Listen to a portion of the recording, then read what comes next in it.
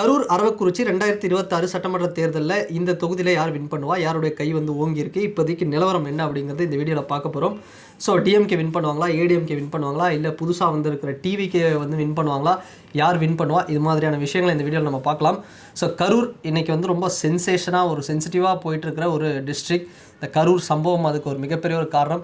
So இங்கேருந்தே நம்ம start பண்ணுவோம். ஏன்னா இன்னும் ஒரு 6 மாதம் தானே இருக்குது எலெக்ஷனுக்கு. ஸோ ஒட்டுமொத்தமாக 234 தொகுதிகளையும் நம்ம வந்து கவர் பண்ணணும் அப்படின்னா இப்போ வந்து ஒரு தொகுதியாக வந்து போகணும். ஸோ கரூரில் இருக்கக்கூடிய இந்த அரவக்குறிச்சி தொகுதி, அரவக்குறிச்சி அப்படிங்கிறது ரொம்ப ஒரு ஸ்டார் கேண்டிடேட்ஸ் இருக்கக்கூடிய ஒரு தொகுதி. திமுக அதிமுக இவங்க 2 பேரும் மாறி மாறி வின் பண்ணக்கூடிய ஒரு இடம். ஒட்டுமொத்த கொங்கு மண்டலமும் பார்த்தோம்னா அதிமுகவுடைய கோட்டை அப்படின்னு வந்து கர்ஜிச்சு வந்து இன்னமும் சொல்கிறாங்க. ஆனால் இந்த அரவக்குறிச்சி மட்டும் அதிமுக கிட்டேருந்து கொஞ்சம் அப்பப்போ திமுகவுக்கும் வந்து இந்த பவர் வந்து ஷிஃப்ட் ஆகும். அந்தளவுக்கு வந்து ஒரு ஈக்குவலான ஒரு பவரில் இருக்கக்கூடிய ஒரு இடம். அதுக்கு காரணம் என்னென்னா, இந்த அரவக்குறிச்சி தொகுதியில் இருக்கக்கூடிய பள்ளப்பட்டி அப்படிங்கிறக்கூடிய இடத்துல இஸ்லாமியர்களோட ஓட்டு தான் இங்கே இருக்கக்கூடிய தொகுதியில் வெற்றி தோல்வியை தீர்மானிக்குதுன்னா பார்த்துக்கோங்களேன்.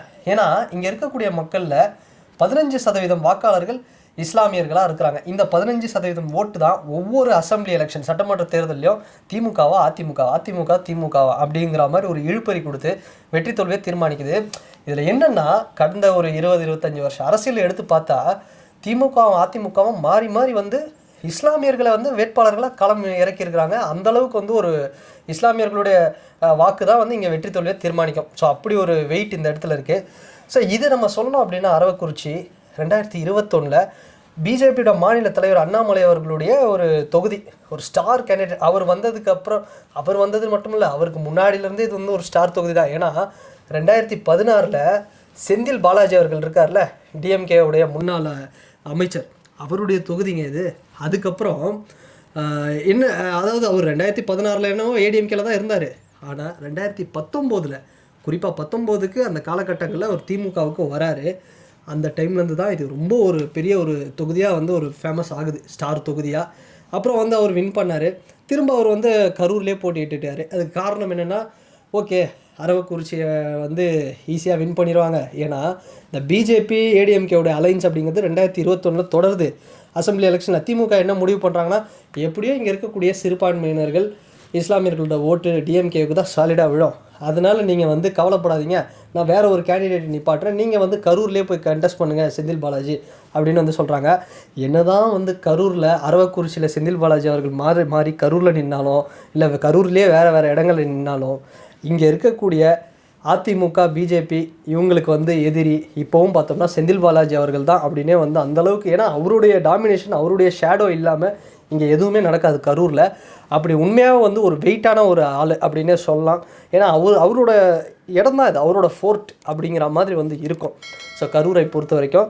ஸோ இந்த அரவக்குறிச்சி இன்னும் நம்ம சில விஷயங்கள் எடுத்து பார்ப்போம். லாஸ்ட் எலெக்ஷன் 2021 அண்ணாமலை அவர்கள் கண்டெஸ்ட் பண்ணார். கண்டெஸ்ட் பண்ணும்போது என்ன நினச்சாங்கன்னா, மாநில தலைவராக அண்ணாமலை இருக்கிறாரு, ஒரு பெரிய லெவலில் ஓட்டு வாங்கி ஈஸியாக வின் பண்ணிடுவார் அப்படின்னு எதிர்பார்த்தாங்க. ஆனால் அந்த எலெக்ஷனில் திமுகவுடைய இளங்கோ அப்படிங்கிற ஒரு எம்எல்ஏ கேண்டிடேட் தான் வின் பண்ணார். கிட்டத்தட்ட 25,000 வாக்குகளில் அண்ணாமலை அவர்களை தோற்கடிக்கிறார். இதுக்கு காரணம் என்னென்னா, ஒன்றே ஒன்று தாங்க, அதிமுக பிஜேபியோட கூட்டணியை வச்சது. அது வந்து ஒரு மிகப்பெரிய தப்பு. அதனால் வெறுப்பான இங்கே இருக்கக்கூடிய இஸ்லாமியர்கள் திமுகவுக்கு பெரிய லெவலில் வந்து ஓட்டு போட்டாங்க. ஒருவேளை அதிமுக பிஜேபியோட கூட்டணி இல்லாமல் அதிமுக இந்த இடத்துல களம் கண்டிருந்தா ஒருவேளை வின் பண்ணியிருக்கலாம். பட் ஆனால் என்ன தான் வந்து அண்ணாமலை அவர்கள் ஸ்டார் கேண்டிடேட்டாக இருந்தாலுமே இந்த இடத்துல அவரால் ஜெயிக்க முடியலை. ஆனால் இருந்தாலுமே ஒரு டஃப்பான ஃபைட்டு. இன்றைக்கி வந்து பிஜேபி எந்த லெவலில் வந்து க்ரோத் ஆகிருக்காங்கன்னு தெரியல. 5 வருஷம் முன்னாடி இருந்த பிஜேபியோட இன்றைக்கி வந்து 2026 எலெக்ஷன் வரும்பொழுது பார்த்தோம் அப்படின்னா இன்னும் வந்து பல மடங்கு ஒரு ஓட்டு கிட்டத்தட்ட ஒரு கிட்ட வந்திருப்பாங்க அப்படின்னே வச்சுக்கலாம். ஆனால் சேலஞ்ச் என்னென்னா, 2026 ஒரு மிகப்பெரிய சேலஞ்ச். இப்போ நடந்த இந்த கரூர் ஸ்டாம்பேட், இந்த கூட்ட நெரிசல் சம்பவம் ஒரு பக்கம், இதில் விஜய் அவர்கள் ஏற்றமா சீற்றமா அப்படிங்கிற ஒரு விஷயம் இருக்குது. இன்னொன்று, நியூ கமராக விஜய் அவர்கள் வராரு. விஜய் அவர்களுக்கு இஸ்லாமியர்கள் மத்தியில் மிகப்பெரிய ஒரு ஓட் பேங்க் இருக்குது, சரிங்களா? அப்படி விஜய் அவர்கள் வந்து அவருடைய கட்சி ஆட்களை இங்கே டிவிகேலேருந்து இந்த இடத்துல இறக்குனார் அப்படின்னா ஒரு மிகப்பெரிய ஒரு மாஸ். இப்போ அவர் வந்து ஒரு கூட்டம் நடத்தும் பொழுதே ஒரு 30,000 பேர் 20,000 பேர் வராங்க அப்படின்னு நின்னும்போது, அரசியலில் வந்து நிற்கும் பொழுது அவர் ஒரு ஸ்ட்ராங்கான ஒரு ஸ்டார் கேண்டிடேட்டை தான் நிப்பாட்டுவார் கண்டிப்பாக. அப்படி நிறுத்தும் போது கண்டிப்பாக இது வந்து ஒரு பெரிய லெவலில் ஒரு இழுபறி போட்டி அப்படிங்கிறது இருக்கும். ஸோ டிவிகேவுக்கும் ஒரு பெரிய ஒரு வாய்ப்பு இருக்குது அப்படின்னே சொல்லலாம் இந்த அரவக்குறிச்சி தொகுதியை பொறுத்த வரைக்கும். ஸோ இதை தாண்டி விவசாயிகள் அதிகமாக இருக்கக்கூடிய ஒரு இடம், நெசவாளர்கள் அதிகமாக வந்து இருக்கக்கூடிய இடம். ஸோ இப்படிப்பட்ட ஒரு இடத்துல ஸோ அந்த இடம் அப்படிங்கிறது அரவக்குறிச்சியில் இவங்களுடைய ஓட்டு அப்படிங்கிறது ஒரு பெரிய லெவலில் ப்ளே பண்ணும். இதை தாண்டி நாம் தமிழர் கட்சி வந்து பார்த்தோம் அப்படின்னா என்னதான் வந்து அவங்க ஒரு நான்காம் இப்போ ஒரு போட்டி 4 முனை போட்டியில் இருந்தாலுமே அவங்களுக்கு பெரிய ஓட் பர்சன்டேஜ் அப்படிங்கிறது இல்லை. ஒரு கிட்டத்தட்ட ஒரு 10,000 ஓட்டு வாங்குவாங்கன்னு வச்சுப்போமே. லாஸ்ட் எலெக்ஷன்லேயே வந்து ஒரு 7,000 8,000க்குள்ளே தான் வாங்கினாங்க. ஸோ அவங்க வந்து ஒரு 10,000 ஓட்டு வாங்கினாலுமே ஒரு வேளை டிவிக்கேவும் நாம் தமிழர் கூட்டணி அமைச்சாங்க அப்படின்னா கண்டிப்பாங்க ஒரு மிகப்பெரிய இழுபறி இருக்கும்.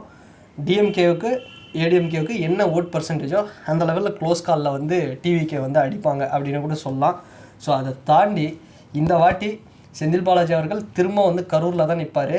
ஆனால் பிஜேபியை பொறுத்தவரையிலும் அண்ணாமலை அவர்கள் வருவாரா? ஏன்னா அவர் தான் அந்த அரவக்குறிச்சியில் ஸ்டார் கேண்டிடேட்டாக இருக்கார். பட் ஒரு வேளை வருவாரா, இல்லை இஸ்லாமியர்களுடைய ஓட்டு அப்படிங்கிறது செதறும், அதனால் வந்து அவங்க எப்படியோ போட மாட்டாங்க அப்படின்னு வந்து வேறு தொகுதிக்கு போவாரா? இல்லை திமுகவில் என்ன பிரச்சனை அப்படின்னு பார்த்தோம்னா இந்த அரவக்குறிச்சி தொகுதிக்கு மட்டும் கிட்டத்தட்ட 10 பேர் வந்து அறிவாலயத்தை சுற்றி ரவுண்ட் அடிக்கிறாங்கன்னா பார்த்துக்கோங்களேன். அந்த அளவுக்கு ஹெவி காம்படிஷன். திமுகவில் யாரை நிப்பாட்டலாம்? போன வாட்டி நின்னவரே நிப்பாட்டலாமா, இல்லை வேறு யாராவது களத்தில் இறக்கலாமா, இல்லை திரும்ப செந்தில் பாலாஜி அவரே களத்தில் இறக்கலாமா, இல்லை வேறு யாராவது இறக்கலாமா அப்படிங்கிற மாதிரி வந்து போயிட்டுருக்கு.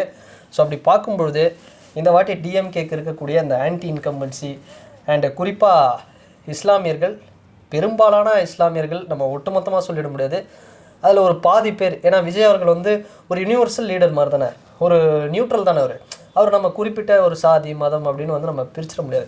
எல்லா தரப்பு மக்கள், அங்கே இருக்கக்கூடிய யங்ஸ்டர்ஸோட ஓட்டு, இது எல்லாமே ஒரு பெரிய லெவலில் ப்ளே பண்ணோம். அப்படி ப்ளே பண்ணும் பட்சத்தில் நம்ம பார்த்தோம் அப்படின்னா கண்டிப்பாக திமுக அதிமுகவுக்கு பெரிய அளவில் ஒரு டஃப் ஃபைட் அப்படிங்கிறது டிவிகே கொடுப்பாங்க. சொல்ல முடியாது டிவிகே வின் பண்ணலாம், இல்லை ஒரு பெரிய ஒரு இழுபறி நடக்கலாம் இந்த தொகுதி பொறுத்த வரைக்கும். இன்றைக்கி இந்த கரூர் மேட்ரு அப்படிங்கிறது கண்டிப்பாக 2026 ஒட்டுமொத்த கரூரில் இருக்கக்கூடிய எல்லா சட்டமன்ற தொகுதிகளிலும் ஒரு எதிரொலி அப்படிங்கிறது இருக்கும், அதோடைய இம்பேக்ட் அப்படிங்கிறது இருக்கும். ஸோ அப்படி இருக்கும்பொழுது அது திமுகவுக்கு எந்த லெவலில் அது வந்து அது ஏற்றமா இறக்கமா, இல்லை டிவிகேக்கு ஏற்றமா இறக்கமா, இல்லை 2 பிஜேபி அதிமுக கூட்டணிக்கு அது எந்த அளவுக்கு பலம் சேர்க்கும், இல்லை மீண்டும் வந்து அதிமுகவுடைய கோட்டையாக கொங்கு பெல்ட்டில் அரவக்குறிச்சி மாறுமா, இல்லை திமுகவே கைப்பற்றுமா, இல்லை டிவிகே விஜய் அவர்கள் வந்து ஒரு மேஜிக்கை க்ரியேட் பண்ணுவாரா, இதெல்லாம் வந்து நம்ம வெயிட் பண்ணி பார்த்தா தாங்க தெரியும். ஸோ அரவக்குறிச்சி தொகுதி பொறுத்த வரைக்கும் இதுதான் நிலவரம். ஒரு மும்முனை போட்டி அப்படின்னு சொல்லலாம். 4 முனை போட்டி அப்படிங்கிறத விட மும்முனை போட்டி தான், DMK ADMK versus TVK. So wait பண்ணி பார்ப்போம். செந்தில் பாலாஜி அவர் என்ன பண்ணுறாரு, அவருடைய டாமினேஷன் அப்படிங்கிறது அரவக்குறிச்சியில் எப்படி இருக்கும் அப்படிங்கிறத வந்து தெரியும். ஏன்னா அவர் அவ்வளோ சீக்கிரம்லாம் தோக்கடிச்சிட முடியாது. ஏன்னா என்னதான் வந்து அவர் அங்கே நிற்கலனாலும் அவரோட ரெஃப்ளெக்ஷன் அங்கே இருக்கும் அரவக்குறிச்சியில். ஸோ என்ன மாதிரியான கேண்டிடேட்டை டிஎம்கே நிப்பாட்டுறாங்க அதெல்லாம் நம்ம வெயிட் பண்ணி பார்ப்போம். ஸோ பார்க்கலாங்க, ஒரு சூப்பரான ஒரு பேட்டில் வந்து இருக்குது அரவக்குறிச்சி தொகுதி பொறுத்த வரைக்கும். அண்டு இதை தாண்டி இன்னும் கொஞ்சம் நாள் எலெக்ஷன் போனால் ஒரு ப்ரெடிக்ஷன்ஸ் வந்து வரும், அங்கே இருக்கக்கூடிய சர்வே வரும், இன்னும் அந்த தொகுதி மக்கள் நிறைய விஷயங்கள் பேசுவாங்க. நம்ம சேனலில் ஒன்லி வந்து இதை மட்டும் நம்ம ஃபோக்கஸ் பண்ணுற முடியாது. ஒன்லி இன்டோரில் மட்டுமே உட்காந்து இல்லை, முடிஞ்ச அளவுக்கு சில தொகுதிகள் நம்ம வெளியே போயிட்டு அவுட்டோர்லேயும் மக்கள்கிட்ட கருத்து கணிப்பு கேட்குறது, ஒரு ஒப்பீனியன் வந்து வாங்குறது, நிறைய விஷயங்கள் இருக்குது. பட்டு எல்லாமே அதாவது ஒரே மாதிரியே வந்து நம்ம அவுட்டோரையும் ஃபுல்லாக வந்து பண்ண முடியாது, இன்டோர்லேயும் வீடியோக்கள் வந்து நம்ம எதுவும் ஃபுல்லாக பண்ணிட மாட்டோம். ஸோ மிக்சடாக தான் வரும். அதனால் நீங்கள் எதை பற்றியும் ஃபீல் பண்ணாதீங்க. ஸோ தொடர்ந்து நம்ம சேனலை வந்து பாருங்கள். நிறைய வந்து இது மாதிரியான ஒரு தொகுதியும் வந்து நம்ம எடுத்து போட போகிறோம். ஸோ தொடர்ச்சியாக நீங்கள் பாருங்கள். ஸோ இந்த தொகுதி பற்றி பேசுங்க, அந்த தொகுதி பற்றி பேசுங்க அப்படின்னு இன்னும் எம்எல்ஏ கேண்டிடேட்ஸோட லிஸ்ட்டு இங்கே யார் யாரெல்லாம் போட்டிடுறாங்களோ அதையும் வந்து நம்ம ஒரு ஸ்பெஷல் வீடியோவாக வந்து போடுவோம். ஸோ தொடர்ச்சியாக பாருங்கள்.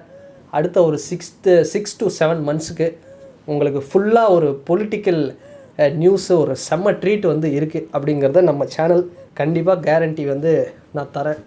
அண்ட் இந்த வீடியோ பற்றின உங்களோட கருத்துக்கள் என்ன அப்படிங்கிறத மறக்காமல் கமெண்ட் செக்ஷனில் பதிவிடுங்க. அண்ட் வேறு ஒரு வீடியோவில் வேறு ஒரு கான்டென்ட்டில் நான் உங்களை பார்க்குறேன். பாய்.